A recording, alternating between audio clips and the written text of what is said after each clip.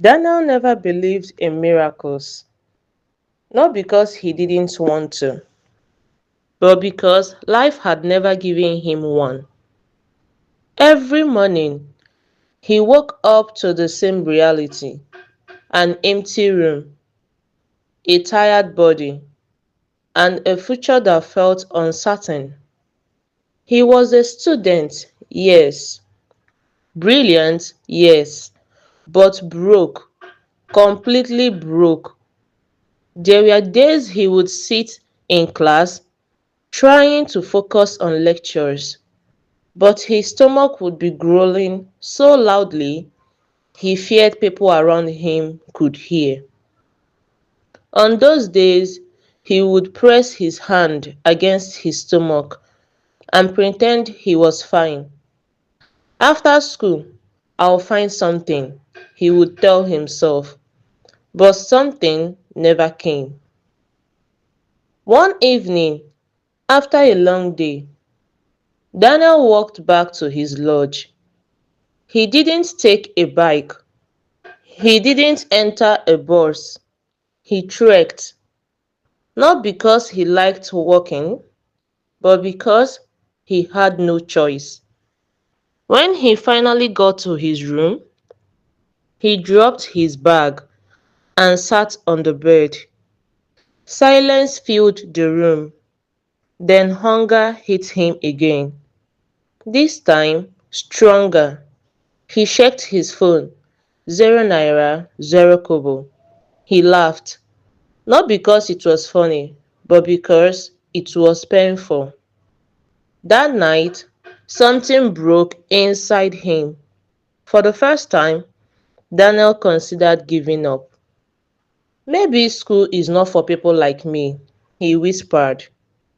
His eyes became heavy, not from sleep, but from frustration. Out of desperation, he picked up his phone.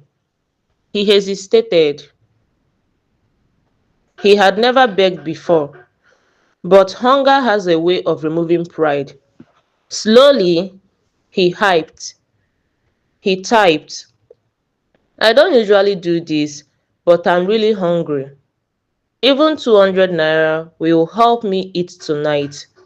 He stared at the message for a long time. His heart was beating fast. Then he posted it. Minutes passed, nothing. He kept refreshing, still nothing. He dropped the phone and lay down. Forget it, he muttered. But just as he was about to close his eyes, ping, a notification. He grabbed his phone quickly. A message. Hi, I saw your post. I don't have much, but I'll send 500 naira. I hope it helps. Daniel sat up immediately. 500 naira? From a stranger? His fingers trembled as he replied, Thank you so much. I don't even know what to say. The name on the screen read Amara. That 500 naira gave Daniel something more than food. It gave him relief. That night, he bought rice and stew. Simple. But as he ate, tears rolled down his cheeks. Not because of the food, but because someone cared. Someone he had never met. After eating, he sent her a message again. I wish I could repay you someday. Her reply came almost instantly. You don't have to. Just promise me you won't give up. Daniel stared at that message for a long time. It was simple but powerful. Okay, I promise, he replied. From that night, they started talking. At first, it was just small conversations. How are you today? Have you eaten? Don't skip meals. But those small conversations slowly became something Daniel looked forward to every day. Amara had a calm way of speaking. She listened more than she talked. And when she spoke, Her words carried warmth. There were still hard days. Days Daniel wanted to quit school. Days he felt tired of struggling. On those days, he would test her. I don't think I can do this anymore. And she would reply, you can. You have already survived your worst days. Sometimes she sent voice notes, soft, gentle, encouraging. Daniel didn't realize when it happened, but Amara became his strength. But there was something strange. Amara never talked about herself. Whenever Daniel asked, what about you? She would laugh it off. Nothing interesting about me. Daniel found it odd, but he didn't push too much. Not yet. One night as he lay on his bed, Daniel stared at the ceiling.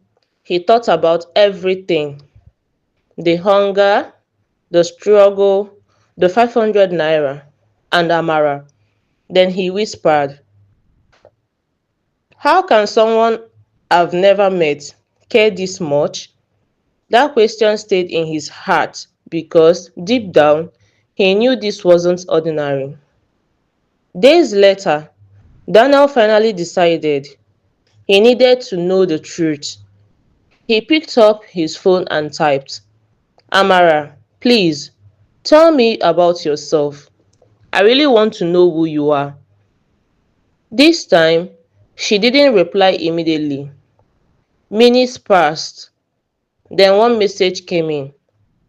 Okay, but what I'm about to tell you might change how you see me.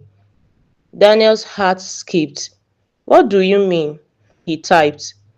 Her reply came slowly. I'm not who you think I am.